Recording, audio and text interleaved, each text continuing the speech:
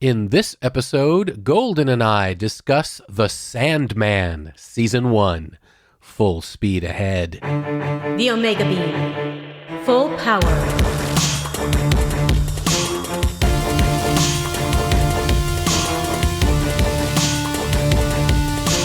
The Omega Beam. Welcome to the Omega Beam number 183. I'm your host, Oren Merton. One of my very favorite comic series was Neil Gaiman's The Sandman, and I couldn't have been more excited to watch the first season of The Sandman on Netflix. Now, they did something unusual in the way that they released The Sandman.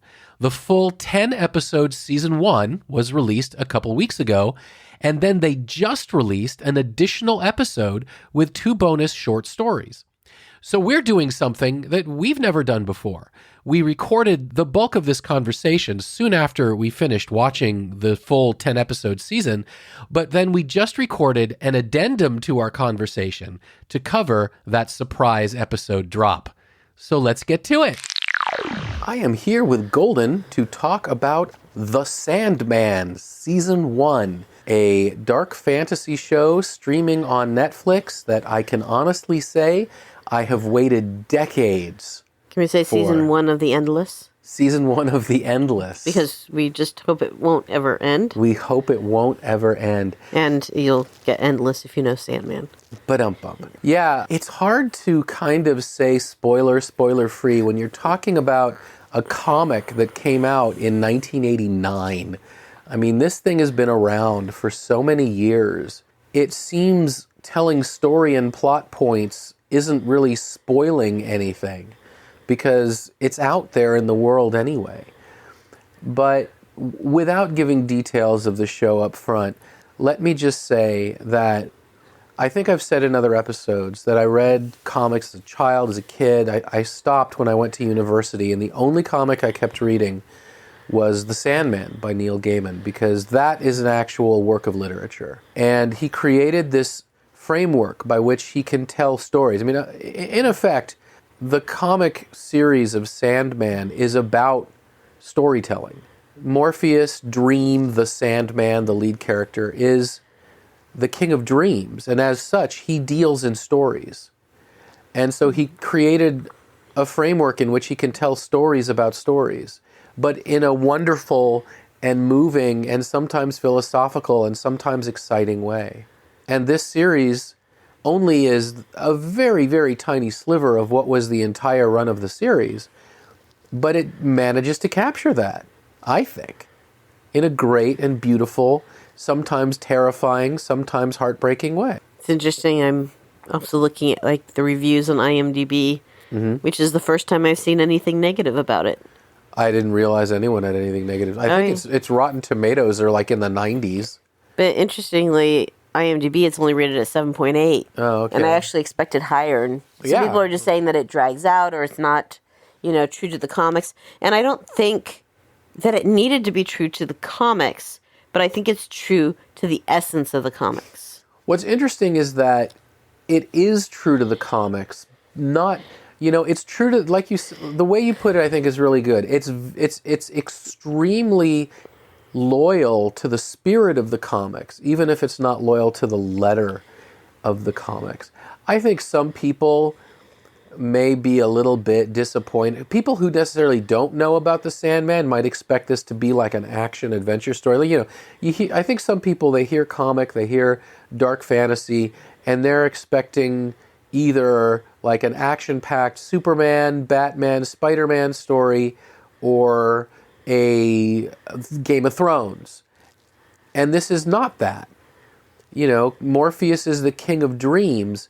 He is very methodical. He is very logical. Everything plays out at its own pace. And that doesn't mean it's slow and boring. It's gorgeous. But that means that we get to meet characters. We get to learn about their strengths, their weaknesses, how they're three-dimensional beings, what they're fighting against in their life, and how that is influencing what Morpheus is trying to do, what Dream is trying to save or trying to accomplish. Yeah, I didn't have any issue with some of the characters switching genders or just being portrayed differently, because you have to remember this comic book is old at this point. Right. And when Neil Gaiman went to go write this, I'm sure there were a lot of constraints on him because he's new to the industry. Right. You know, it's one of the first things he's ever done. And there was also a lot of different like boxes he had to check or constraints that the actual industry put on him that he couldn't kind of push the boundaries as much. Right, and that reminds me of a very funny joke. You know, Neil Gaiman has been promoting the hell out of this series because he co-created it, he co-wrote some of the scripts, and he's incredibly involved, and this is his baby. This is truly his baby. And, you know, he was on a podcast, and he was answering a criticism about how the TV show is quote-unquote gayer, that there's more, you know, homoeroticism and all of that in the series than people picked up in the book. And he made that comment. He said, I wanted the series to be a lot gayer than it was, but he could only do what he could do. And he did. This is like the first comic I'd ever read as a young adult where he was telling just the story and the trauma and the trials that a trans person had to go through. And, you know, dumb little me, you know, just a sheltered cishet white kid, I had no idea what trans people went through whatsoever. It just was so outside of my bubble. And I read it in this comic in the most sensitive and beautiful way. And I was like, wow, I've learned something about the human experience in a comic book. Well, and it was amazing. So I think I had a little resentment because I'd seen the advert for Black Orchid, right, which looked beautiful, and I was so interested in seeing it. And it was delayed because I read an article that they didn't want him starting out with a female character. That the main character being female. Right. So instead of reviving Black Orchid first, he revives this other character and gives it new life. So Neil Gaiman and Dave McKean working together is just incredible. And so I didn't originally get into the Sandman, and I don't think I even started really reading them until, you know, in the last decade. Yeah, I read Black Orchid as well. I thought that was absolutely spectacular as well. I mean, Neil Gaiman certainly had a way with words. He had a way with fantasy. What I loved that he did is he took these corner characters. You know, the Sandman had actually existed in the DC universe as a completely different thing. Black Orchid had as well. Yeah, much more standard costume superhero type thing. And instead, he took basically not even the essence of the character, just kind of inspired by the name and sort of the power set in a way, and just created this entire mythology. You already mentioned the endless, but the idea between Morpheus, the king of dreams, is that there are these avatars of existence they are endless. They are a family, but they are endless. They are not gods. They are not living beings. They are endless avatars of aspects of being. So you have death, you have dream, you have desire, you have despair, you have destiny, you have all these things that are part of a life. And they go on, whether, you know, people live or die.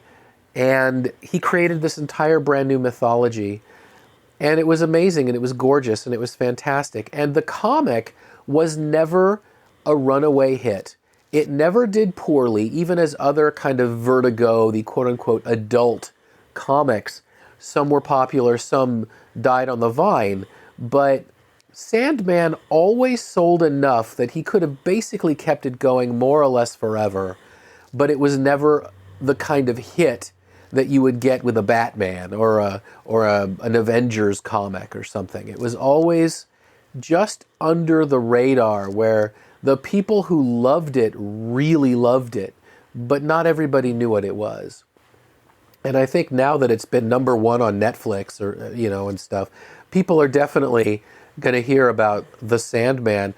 And like you were saying, I think some people are going to absolutely fall in love with it in a way they would never fall in love with a comic-based story. And Neil Gaiman was new to the industry when he first did this. now so much time has passed that it's no holds barred. He can do whatever he wants to do with it, kind of. And he has the creative freedom now to push the boundaries and to say, hey, you know what?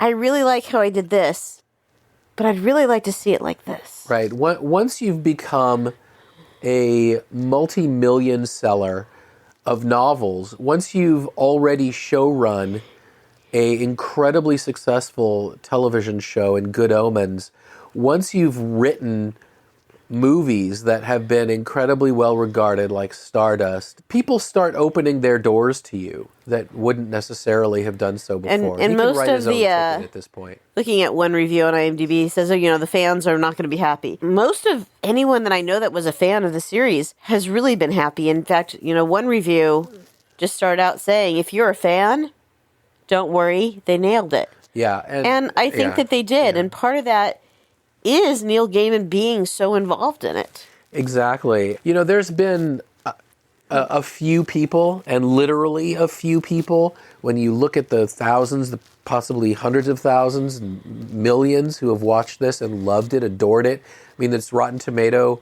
user ranking is through the roof. There's, of course, going to be a number of people who are always going to complain about anything that is diverse in casting, that deals with stories that aren't necessarily the stories of just their particular, you know, cozy little bubble that generally in the past has been the only one ever serviced. And they're going to get upset by it. You know, one of Neil Gaiman's most popular characters of all time is Death, the sister of Dream.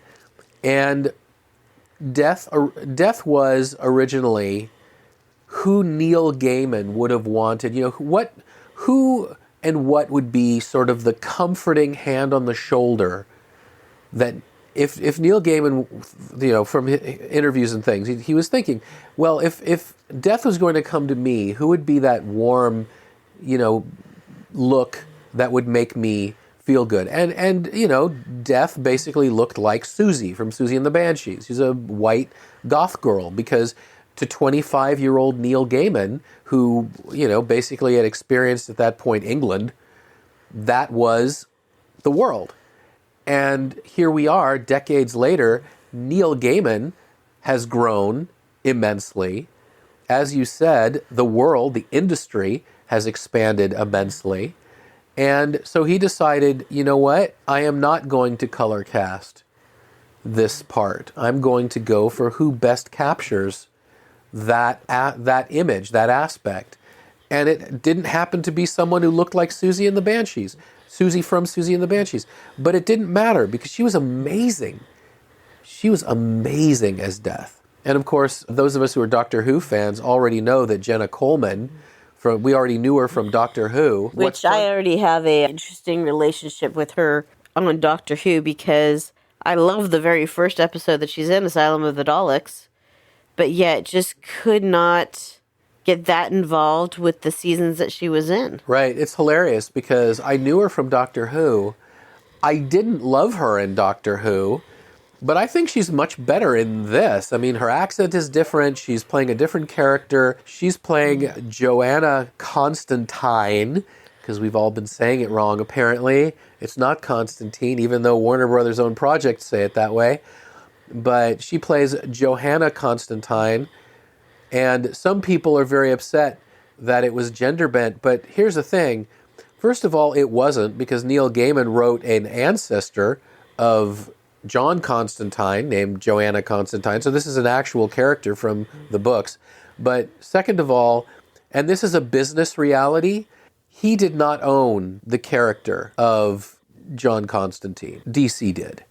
And so there were a bunch of characters they had to change. John Dee, who was in this the son of the woman whose name I forget, but who stole all of Sandman's... John Dee's mom. Yeah, and John Dee's mom did that, and so John Dee had the ruby, and You know, he's the one who did the massive horror stuff in the diner. Well, in the actual Sandman comic, John Dee was Dr. Destiny, who was like an old Justice League villain that he brought back. But again, he did not own the rights to that. So instead, he kept John Dee. That's generic enough. But it couldn't be Dr. Destiny. It had to be, you know, tied in another way. And all these things do not affect the story in any way whatsoever. It's just fantastic. And of course, as you would expect, the visuals are amazing. The direction is wonderful. The writing is top-notch. The music is really good. You know, it's another one of those incredibly high-polished production. The acting, the casting is brilliant. The acting is amazing.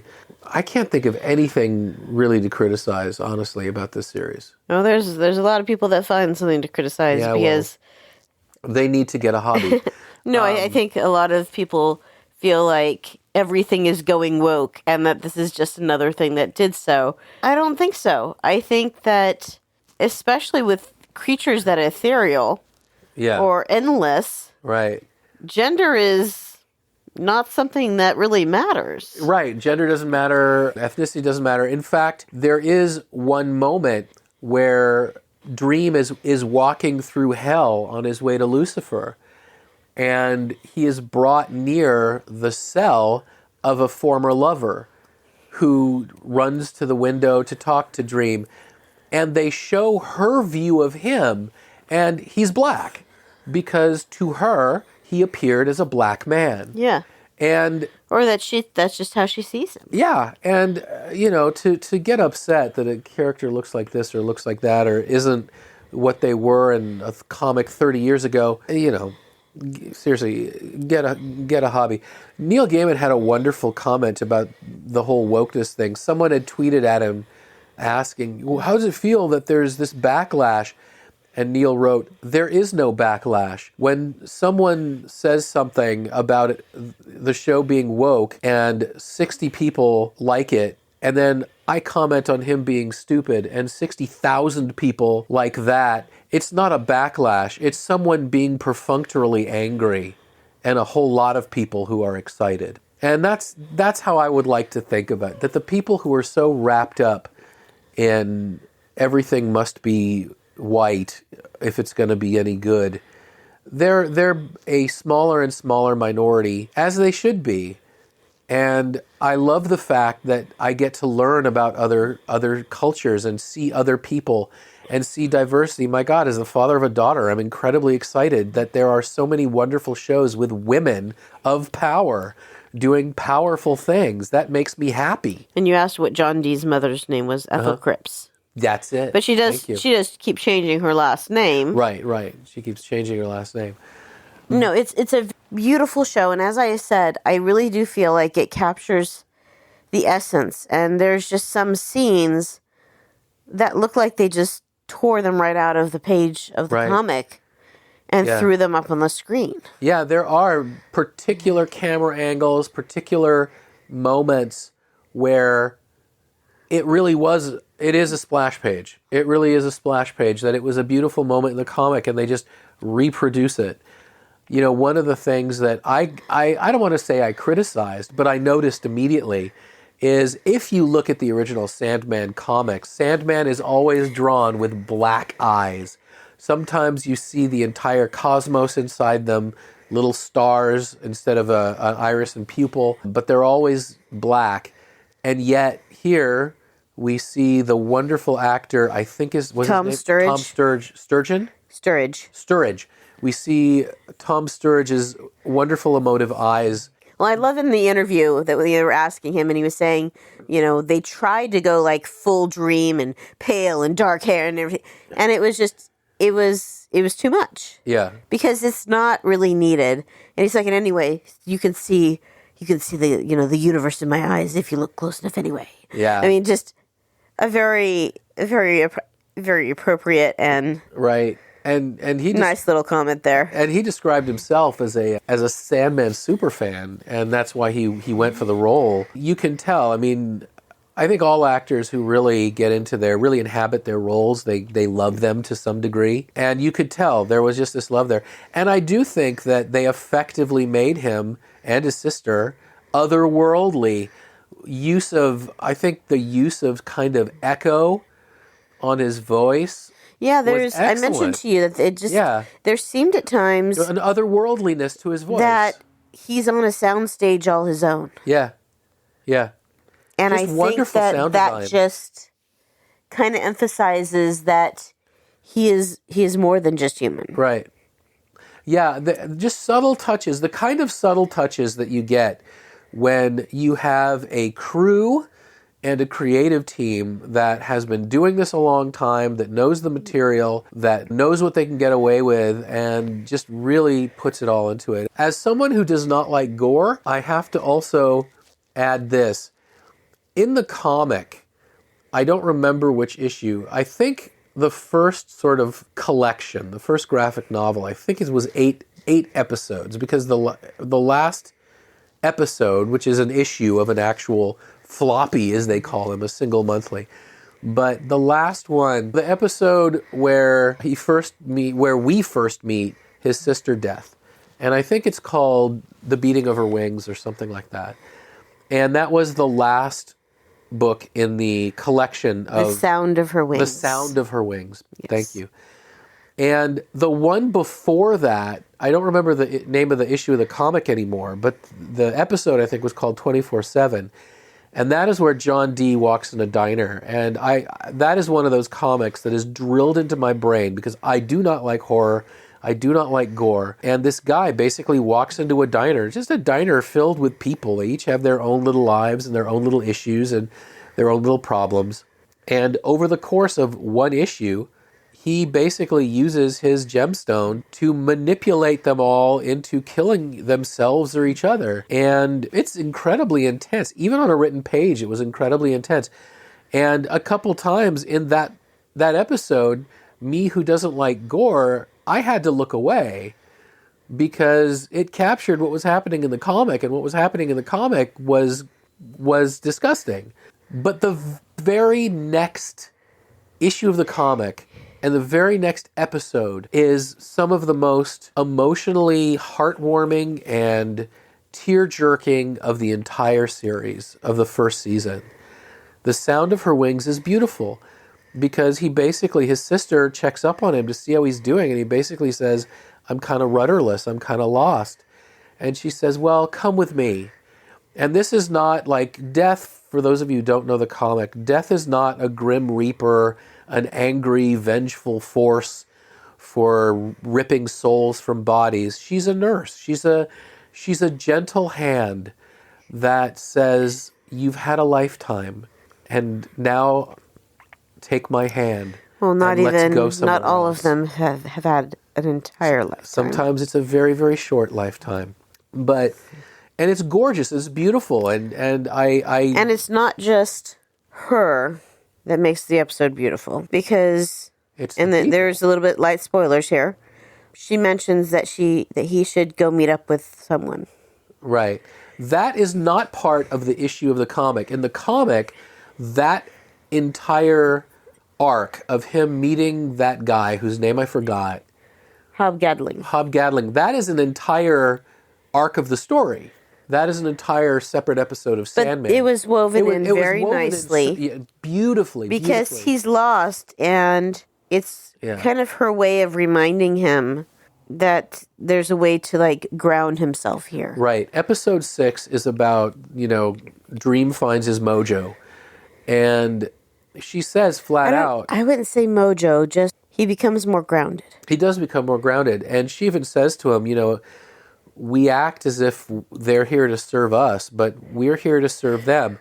And you can tell that from episode 6 on, even though he is the same kind of cold monarch that we first meet in episode 1, he is thawing big time. He is finding his feet. He is beginning to love the life forms that he has to sort of manage, quote unquote, in the dream realm. And I think that taking that separate story and weaving it in to episode 6, when he's kind of learning the value of humanity and learning his own value as he steps into that new role, it was perfect. It was perfectly done, and it was beautiful. And the dreams, his story, dream story, walking with death will make you cry, and then also the story with his friend will make you cry. It's just perfect because he can't acknowledge until the end. Yeah, that's what the relationship really is. Right, because he's immortal. He's an avatar of existence, of the unconscious, and the idea that he would find camaraderie and companionship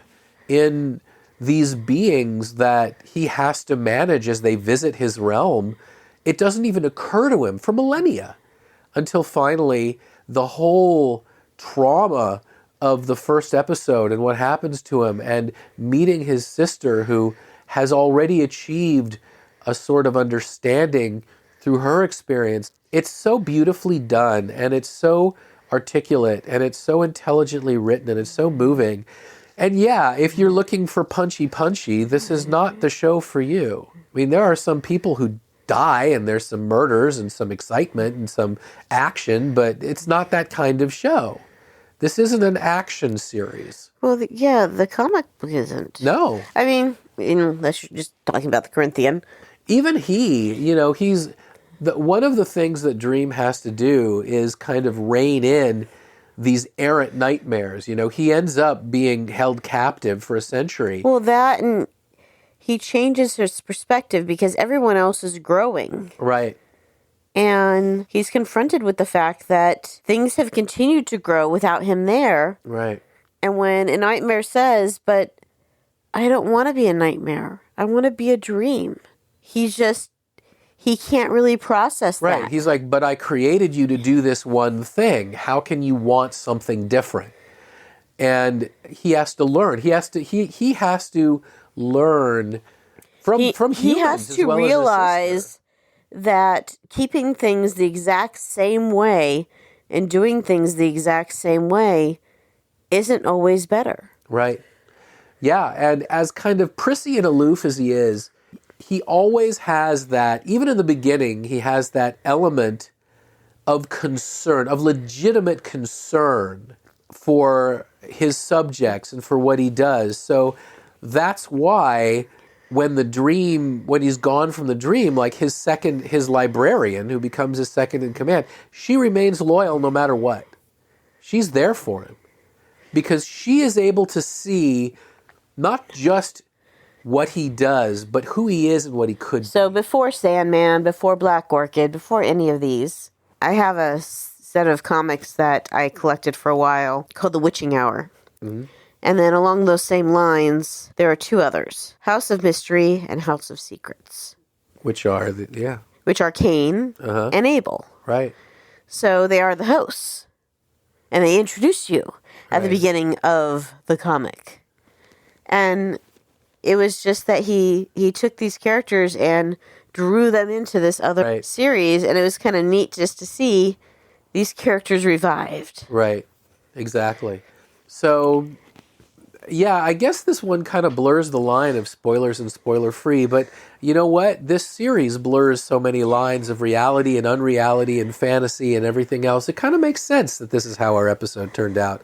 But yeah, if you haven't figured it out by now, we absolutely love this series, and if you have any interest in dark fantasy, if you have any interest in just good characterization and great writing and wonderful arcs of characters, you will get something out of this. I mean, you may not love it how we love it, but you'll still get a lot out of it. And I haven't finished all of them.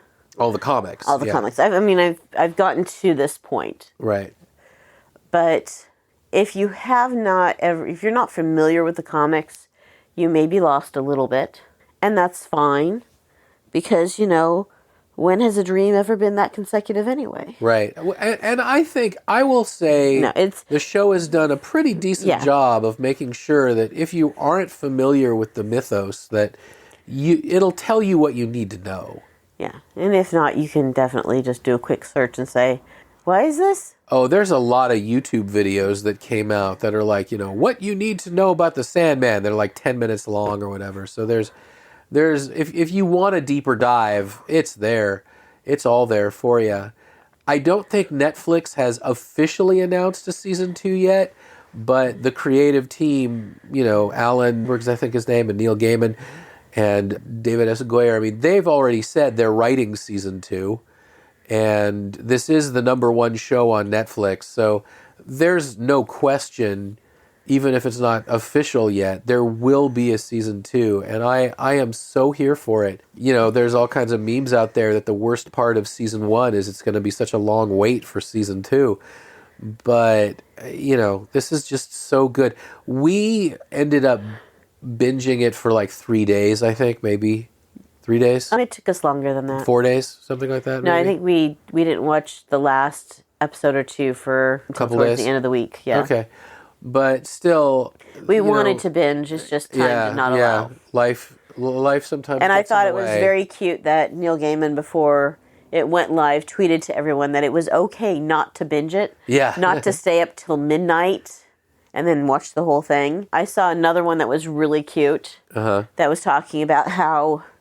Yeah, we should warn you about the wokeness of the series, because if you decide to start watching it too late in the day, you may be kept awake all night, and since you're so woke, right, that you may be tired the next day when you go to work and a little bit grumbly and irritable. I thought that was the real exceptionally, meaning of woke. Exceptionally cute tweet or meme or whatever, wherever it was I found it. Absolutely.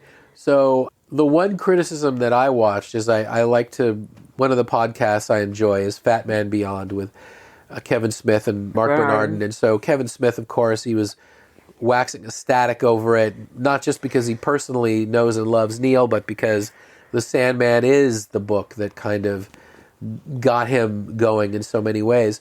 Mark Bernardin also loved it to death, but he said that the first episode was the weakest of the 10 episodes in the series. That may be true, but they're all so strong that being the weakest of an incredibly strong bunch is really not that weak. If it was the weakest, it's just because it was starting to get things going. Right. It does a lot of heavy lifting. I don't need... If I want fast, action-packed, then we'll go watch one of the actors that makes those types of movies. Right. It's nice to see something that has like a slow burn that you can just kind of enjoy the story as it goes along. Exactly. This is not a Marvel movie. This is not a Marvel TV show. I'm not even talking about Marvel. I'm not talking about Marvel. I'm talking about the other like Netflix movies that come out that... Oh, like the Michael Bay, I think it was Six Underground. Like Six Underground. And then the Russo brothers did If you The Gray really Man, want to be rushed through a story, go watch one of those. Well, one of the great... If you love action, I don't remember his name, but there's a stuntman who directed the Chris Hemsworth starring Extraction. And that was a great action movie. And that's what I'm talking about. Yeah, it was done by an action guy. Go watch those. Yeah, that was it. If you want an hour and a half, I think it was not long, maybe 2 hours, but it was not long. If you want just basically stunt after stunt after stunt after stunt after stunt, and great, and I'm not putting it down. If that's what you want, it's there for you, and I love it too. But this is not that. This is something If you want to deeper. be drawn into a beautiful universe and follow along with Dream, yes, then watch this. Absolutely. Well, thank you, Golden. You're welcome. So we're going to do something that we've never done before, which is to record a quick addendum to a conversation that we've already recorded.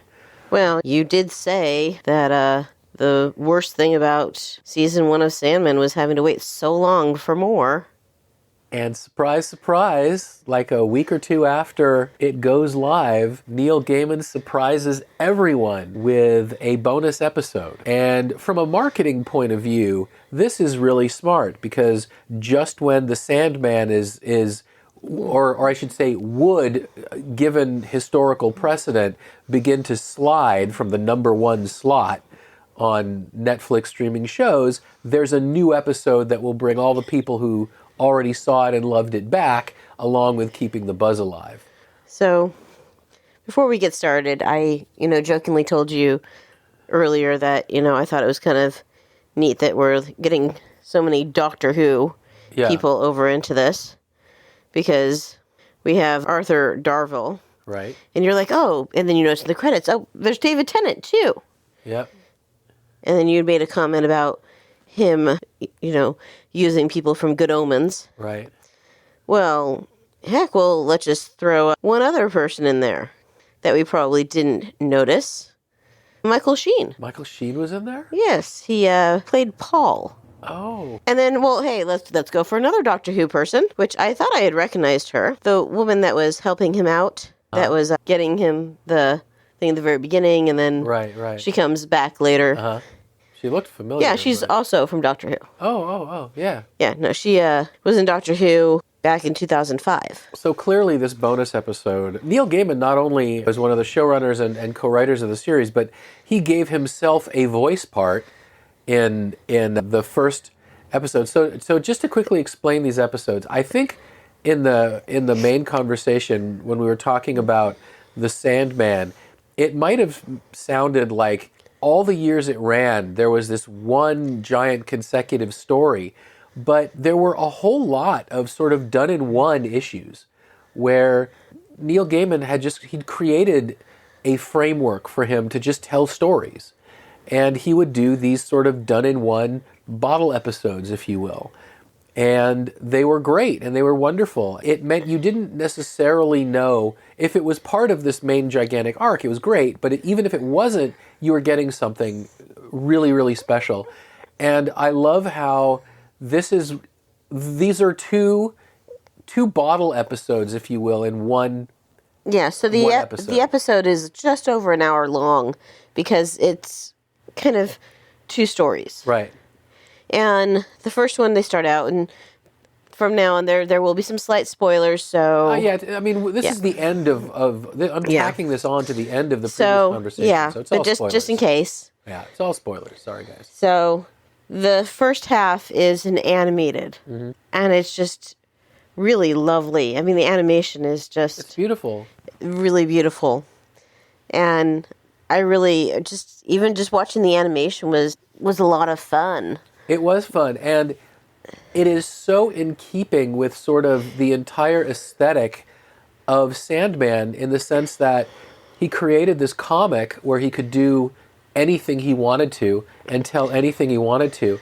And now he has co-created this Netflix series where if they want to tell an animated story that's 15 minutes long, they can do it.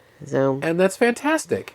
Yeah, and I know that a lot of people, when I was reading the reviews before we watched it, were like, how are they going to deal with Calliope? Because that story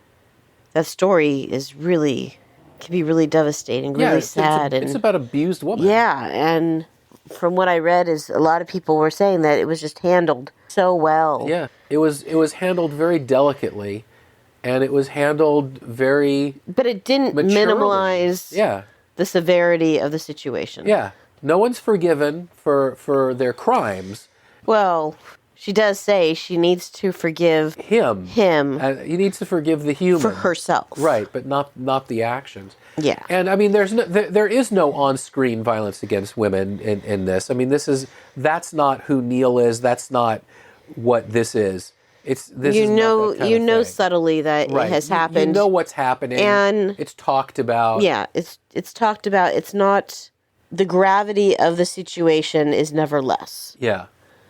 No, I agree. It's handled incredibly well, beautifully acted, and there were so many issues of the Sandman where Dream, Morpheus, the lead character, would just show up like on the last page or whatever. And I think these kind of done-in-ones give Gaiman and crew the opportunity to, outside of the full arc of a season, tell those stories where Morpheus can just show up as necessary. You know, he can kind of do a cameo in his own show.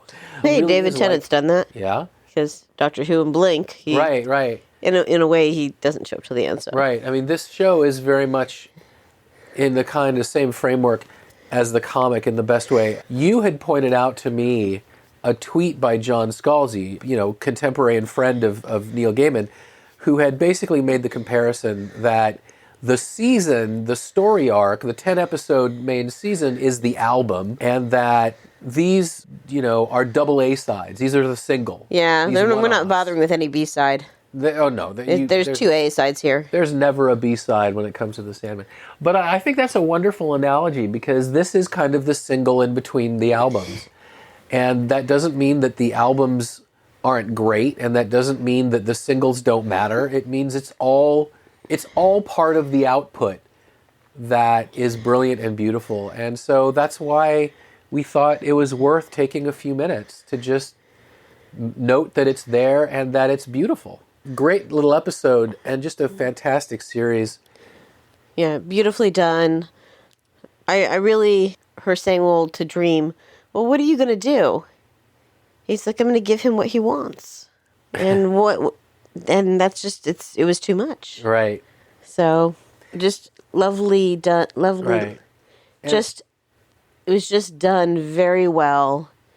And Arthur Darvill just did an excellent job with the role too. Oh, he's fantastic. You know, he's effectively the antagonist of the episode, and yet he still imbues his character with a very human quality that even as you're recoiling, you still understand, you know, the real human need behind why he does what he does. And as much as I love David Tennant, and I love David Tennant as Doctor Who, the Amy Rory Doctor is still one of my favorite.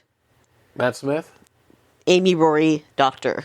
Those three, that crew together is still one of my favorite groupings of the newer Doctor Who's. So it's nice to see him too. Yeah, well, he's gotten a lot of roles. Yeah. I mean, he's been busy. He works very steadily. We saw him in the U.S. He was on Legends of Tomorrow for a few seasons, and that was fun. Yeah. So, again, hopefully between the main conversation and this little one, you've pretty much figured out that this is really a special series, not just a standard TV show that is nice to watch and good, but kind of a special, you know, framework for exploring the human condition in a dark fantasy setting. And hopefully Netflix will see that and want to continue it as long as they want to keep making it. Absolutely. I hope so. There's sure a lot of source material. I mean, the series went on for many years. Well, thank you for this little nice addendum we just did. You're welcome. And that's it for this episode. You can find the show notes at theomegabeam.com/183. If you liked this episode, please leave a review wherever you listen to podcasts. Your reviews help people who like this stuff find our podcast. If you have any comments or suggestions, please drop us a line at info@theomegabeam.com. Be good to yourselves and each other, and we'll catch you next time. The Omega Beam.